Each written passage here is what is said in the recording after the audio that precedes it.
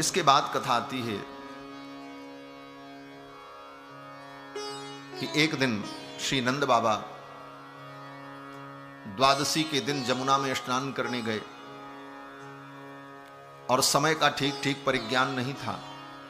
रात्रि के 2 बजे ही स्नान करने चले गए। नींद खुल गई, उन्हें लगा कि सवेरा हो गया और चले गए जमुना में स्नान करने।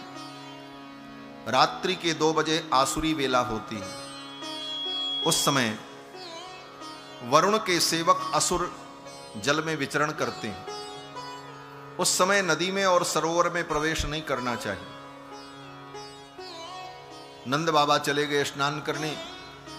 वरुण के सेवकों ने देखा और नंद बाबा को वरुण पास में बांध लिया और लेकर के वरुण लोक चले गए।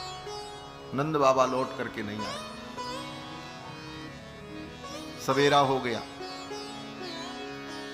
सब ढूंढने लगे बाबा कहां गए। बोले स्नान करने गए थे, चलो ढूंढते हैं। सब गोप ग्वाल बाल जमुना के तट पर आए तो देखते हैं बाबा के वस्त्र रखे हैं, लोटा रखा हुआ, लाठी रखी हुई, बाबा नहीं। बोले लगता है बाबा डूब गए, बह गए। कपड़े तो रखे हैं, लाठी भी रखी है, बाबा नहीं। भगवान श्याम सुंदर कृष्ण आए और भगवान ने कहा नहीं नहीं, बाबा डूबे नहीं है, बाबा बहे नहीं है। मैं जा रहा हूं, बाबा को लेकर के आता हूं। बाबा को वरुण देवता के सेवक ले गए हैं और भगवान सीधे वरुण लोक पहुंचे। भगवान कृष्ण, वरुण देवता ने जब भगवान को आते देखा तो दौड़ करके साष्टांग प्रणाम किया। नमस्तुभ्यं भगवते ब्रह्मणे परमात्मने न यत्र श्रूयते माया लोक सृष्टि विकल्पना। हे भगवान, मैं आपको प्रणाम करता हूं। आपने अनुग्रह किया, मेरे वरुण लोक में आपके चरण पड़े, मेरा ये लोक भी धन्य हो गया। और वरुण को समझने में देर नहीं लगी कि ये क्यों आए हैं, क्या कारण है। और तुरंत वरुण देवता ने भगवान को प्रणाम करते हुए क्षमा मांगी। वरुण देवता ने कहा कि अजानता मामकेन मूढ़ेना कार्यवेदिना आनीतोयम तव पिता तद्भवान क्षन्तुमर्हति। हे भगवान, ये मेरे सेवक बड़े मूढ़ हैं, बड़े मूर्ख हैं। इन्होंने बहुत बड़ी मूर्खता की, आपके पिता को पकड़ ले आए। मैं क्षमा मांगता हूं आपसे, क्योंकि सेवक अगर कोई अपराध करे तो वो अपराध स्वामी का अपराध ही माना जाता है। भृत्यापराधे सर्वत्र स्वामिनो दंडमिष्यते। सेवक के अपराध करने पर वह अपराध उसके स्वामी का ही माना जाता है, क्योंकि सेवक स्वामी के अधीन होता है। वरुण देवता ने कहा मैं क्षमा मांगता हूं। और ये कहते हुए वरुण देवता ने नंद बाबा को वरुण पास से मुक्त करके भगवान को सौंप दिया। भगवान ने वरुण देवता को आशीर्वाद देकर नंद बाबा को लेकर के वरुण लोक से आए। ये घटना जब हुई तो ब्रजवासियों को बड़ा आश्चर्य हुआ। भगवान के सभी सखाओं ने, ब्रजवासियों ने भगवान से कहा कन्हैया, कोई मृत्युलोक का प्राणी किसी दूसरे लोक में चला जाए और वहां से फिर चला आवे, ये बड़ा असंभव काम है, ये तो संभव नहीं है। और तू वरुण लोक गया और बाबा को लेकर के आ गया। और बाबा बता रहे थे वरुण देवता ने तुमको दंडोत की, हाँ, तुम्हारी पूजा की। कन्हैया, तू हमारे बीच में रहता है, खेलता है, खाता है, लेकिन तू कोई अद्भुत लोक से आया है। तेरा लोक कोई दिव्य लोक होगा, क्योंकि तू इस लोक का नहीं है। तेरे अंदर जो दिव्यताएं हैं, ऐसा लगता है कि तू किसी विशेष लोक से तेरा आगमन हुआ है इस धरा पर। आज मैं जानना चाहता हूं कि तू किस लोक से आया है। बड़ी ही सहजता में ब्रजवासियों ने भगवान से पूछा, तो उतनी ही सहजता में भगवान ने कहा, हां भैया, मैं जिस लोक से आया हूं मेरे लोक का नाम वैकुंठ है। सब सखाओं ने कहा भैया उस लोक की क्या विशेषता है? भगवान ने कहा उस लोक का दर्शन सबको नहीं होता है। यद्धि पश्यन्ति मुनयो गुणापाये समाहिताः। वेदव्यास जी कहते हैं जब कोई महामुनि ज्ञानी महापुरुष त्रिगुणातीत हो जाते हैं, सतोगुण रजोगुण तमोगुण तीनों से जो निवृत्त हो जाते हैं, ऐसे त्रिगुणातीत पुरुषों को, योगियों को, सिद्ध पुरुषों को मेरे उस लोक का दर्शन होता है। सखाओं ने ये सब सुना। सखाओं ने कहा तो कन्हैया हमको भी दर्शन कराओ, तुम्हारे उस लोक को हम भी देखें। भगवान ने कहा अच्छा। भगवान ने कहा आंखें बंद करो। सखाओं ने अपनी आंखें बंद की और उसी समय भगवान ने अपने संकल्प से उन सखाओं को वैकुंठ के द्वार पर पहुंचा दिया। सखाओं ने आंख खोली तो अगले ही क्षण अपने को वैकुंठ के द्वार पर पाया, वैकुंठ का दिव्य दर्शन किया। सखाओं ने कहा भैया ये तेरा वैकुंठ लोक तो अद्भुत है, दिव्य है। तब तक किसी सखा ने कहा कन्हैया एक बात बतावें? बताओ। सखा ने कहा भैया ये तेरा लोक बहुत अद्भुत है, दिव्य है, लेकिन हमारा वृंदावन ही ठीक है। क्यों? बोले यहां तो डर लगता है, किधर जाएं, कोई रोक न दे, कोई टोक न दे। हमारा वृंदावन ही ठीक है, चाहे जमुना में गोते लगाओ और चाहे किसी गली में, किसी खोर में, किसी कुंज में चले जाओ, कोई रोकने वाला, कोई टोकने वाला नहीं। हमारा वृंदावन ही ठीक है। हमारा तो मन करता है हमको वृंदावन पहुंचा दो। भगवान ने कहा ठीक है, आंखें बंद करो। सखाओं ने आंख बंद की और उसी क्षण भगवान ने अपने संकल्प से उनको पुनः वृंदावन में उपस्थित कर दिया। कहते हैं इस प्रकार भगवान ने एक क्षण में ब्रजवासियों को अपने निज धाम का दर्शन करा करके वृंदावन में पुनः उपस्थित कर दिया। अब इस लीला में उन ब्रजवासियों को भगवान वैकुंठ लेकर के गए कि उन ब्रजवासियों के लिए वैकुंठ को यहीं लेकर के चले आए। भगवान के लिए सब संभव है, बस इतना ही है कि भगवान कर्तुम अकर्तुम अन्यथा कर्तुम समर्थ हैं। उनके लिए कोई भी कार्य असंभव नहीं। ये असंभव शब्द भगवान के लिए नहीं, ये संसार के लोगों के लिए और लोगों के लिए असंभव शब्द है। भगवान के लिए कुछ असंभव नहीं। भगवान तो कर्तुम अकर्तुम अन्यथा कर्तुम समर्थ हैं। भगवान की माया ही सब कुछ कर देती है। अघटित घटना पटीयसी भगवान की माया, भगवान के संकल्प से सब कुछ करने में समर्थ है। इस प्रकार भगवान ने उन ब्रजवासियों को अपने दिव्य धाम का दर्शन कराया।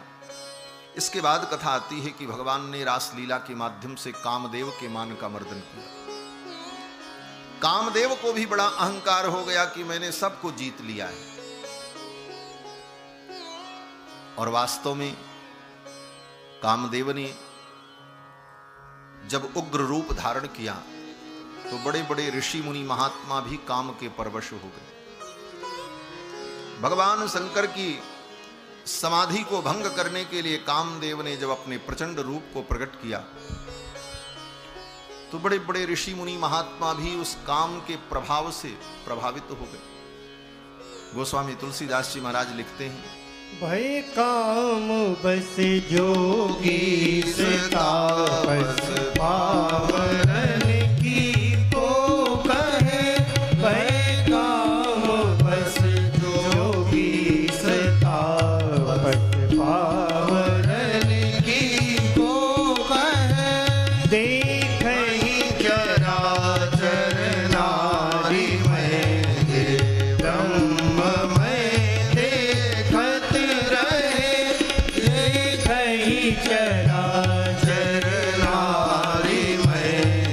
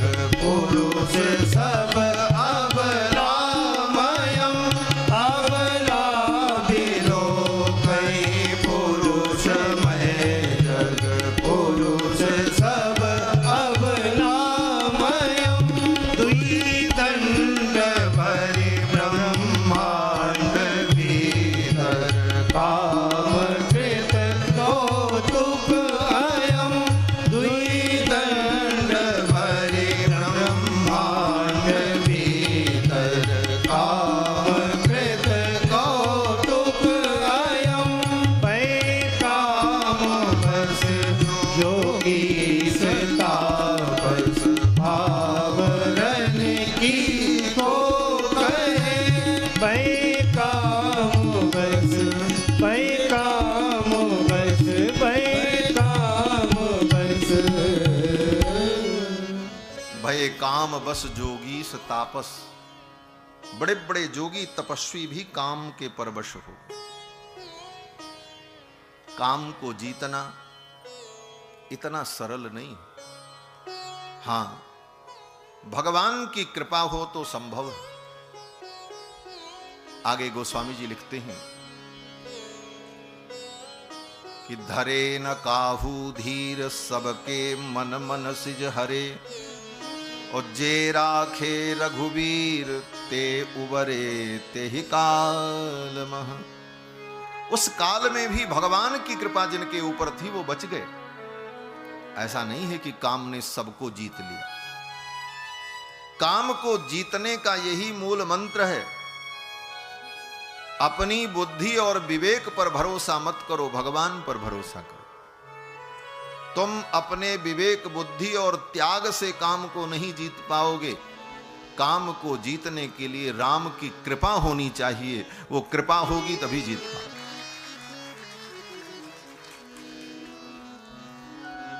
अपने बुद्धि, विवेक और त्याग से अगर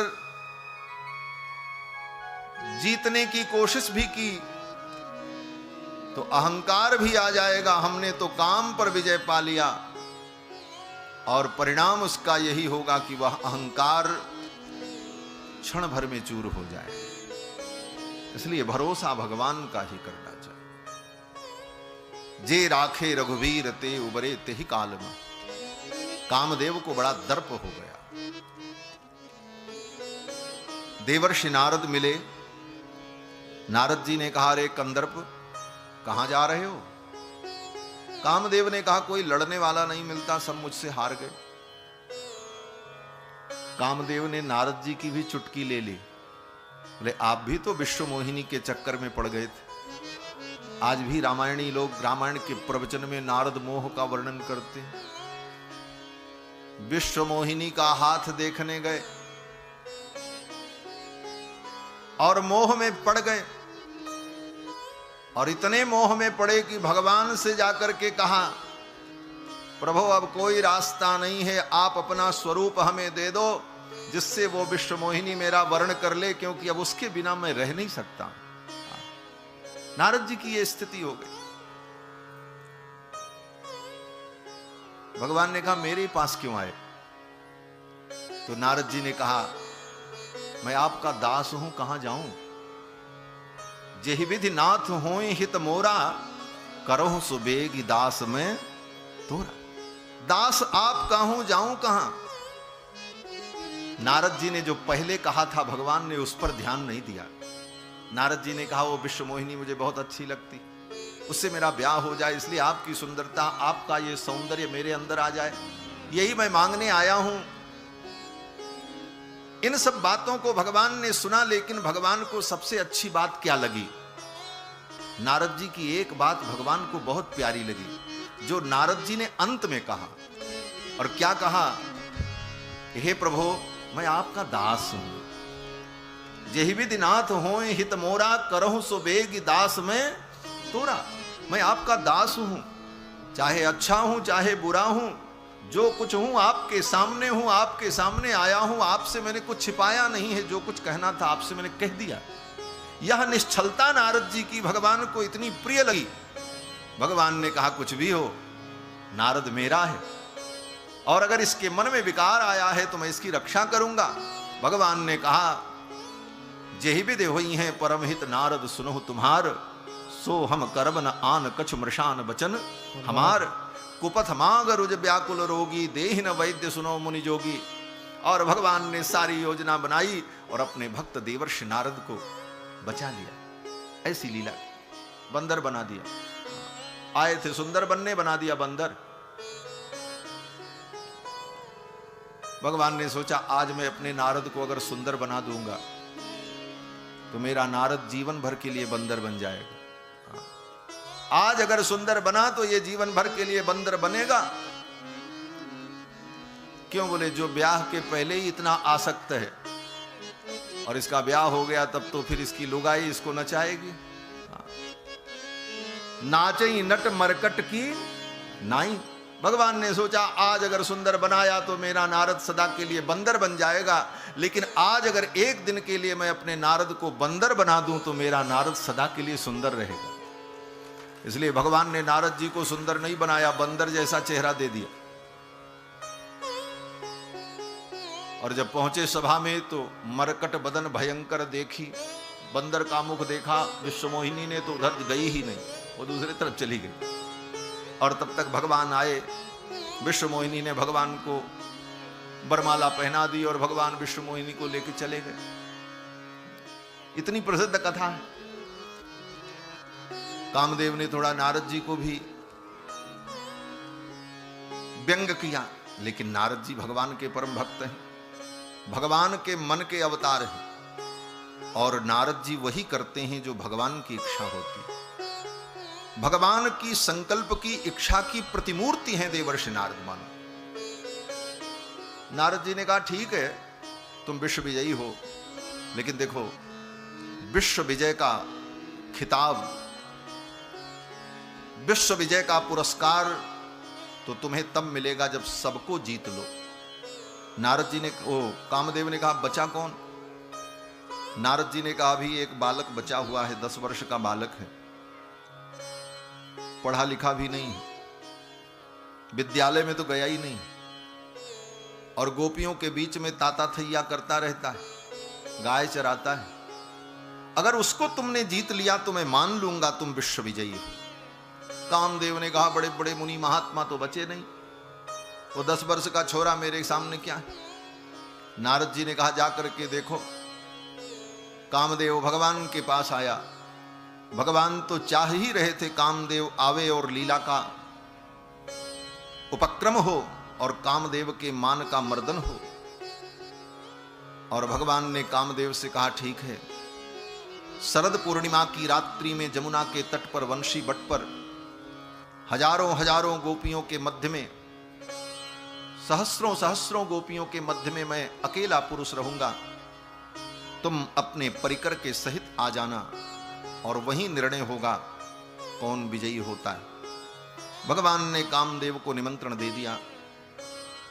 शरद पूर्णिमा आई, आश्विन मास की पूर्णिमा तिथि, शरद की वो रात्रि, और भगवान ने रास लीला का उपक्रम किया।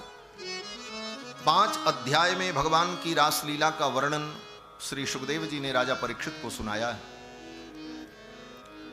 ये रास पंचाध्यायी श्रीमद् भागवत का प्राण है। जैसे हमारे आपके शरीर में 5 प्राण होते हैं, प्राण अपान व्यान समान उदान, पंच प्राण, उसी प्रकार श्रीमद् भागवत का ये 5 प्राण है रास पंचाध्यायी, ये 5 अध्याय। 5 अध्याय में सुखदेव जी ने भगवान की रास लीला का वर्णन किया है, और ये बड़ी रसमयी, मंगलमयी, आनंदमयी लीला है, विशुद्ध लीला है। इस लीला में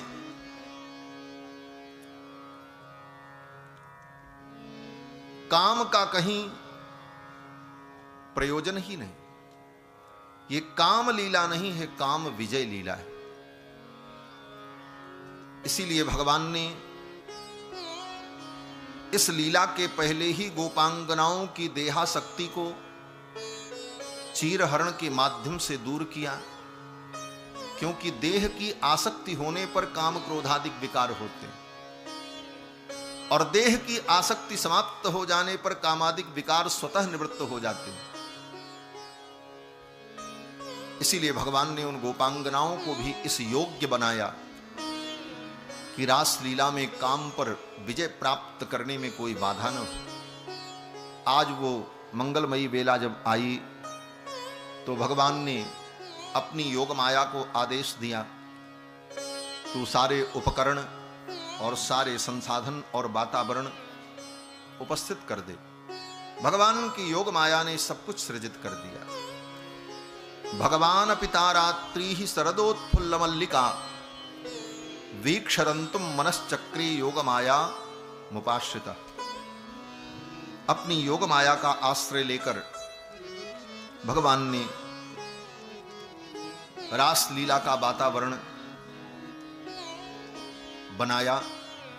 योग माया ने सब कुछ रचना रच दी। जमुना के पुलिन पर सुंदर दूर्वांकुर प्रकट हो गए। चंद्रमा की किरणों से पृथ्वी आह्लादित होने लगी। सुंदर सुगंधित वायु प्रवाहित होने लगी। वातावरण अत्यंत मंगलमय मधुर हो गया। मल्लिका की लताएं विकसित हो गईं। सरोवर में कमल पुष्प खिल गए। भंवरे गुंजार करने लगे। संपूर्ण ब्रज जमुना का पुलिन सुंदर दिव्य बन गया। और फिर भगवान ने उन गोपांगनाओं को बुलाने के लिए बंशी बजाई, क्योंकि गोपियां अब आएंगी तभी तो रासलीला होगी। निशम्य गीतम तदनंगवर्धनम ब्रजस्त्रिय कृष्ण गृहीत मानसाः। भगवान ने सुंदर बंशी बजाई और बंशी में सुंदर गीत गुनगुनाया। लेकिन आज भगवान की जो बंशी बजी, इसकी कुछ अलग विशेषता थी। क्या विशेषता थी? बोले, अन्य दिनों में भगवान जब बंसी बजाते थे तो वो बंशी की ध्वनि सबको सुनाई पड़ती थी। पशु भी सुनते थे, पक्षी भी सुनते थे, गोपियां भी सुनती थीं, गोप ग्वाल बाल भी सुनते थे, देवता गंधर्व भी सुनते थे, यहां तक कि पत्थर भी सुनते थे। श्री सूरदास जी कहते हैं, जब हरि मुरली नाद प्रकाशी, भगवान जब मुरली नाद करते तो पाहन जलज विकाशी, पत्थर पर भी कमल खिल जाते। जमुना का जल स्थिर हो जाता। भगवान के वंशी की ध्वनि से चराचर आप्यायित हो जाता। ये बंशी की ध्वनि में इतना चमत्कार क्यों था? कहते हो, बंशी की ध्वनि के रूप में ब्रह्मानंद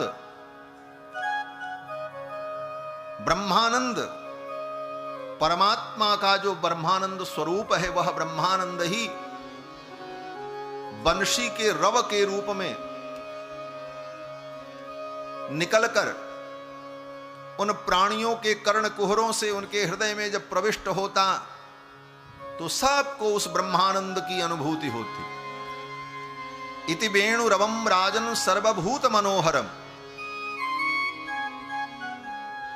समस्त भूतों के मन का हरण करने वाला भगवान का वेणु रव ब्रह्मानंद। दूसरे शब्दों में कहा जाए तो भगवान का जो अधरामृत है, वह अधरामृत ही बंशी के माध्यम से ध्वनि के रूप में परिवर्तित होकर ब्रज के समस्त प्राणियों को प्राप्त हो रहा है।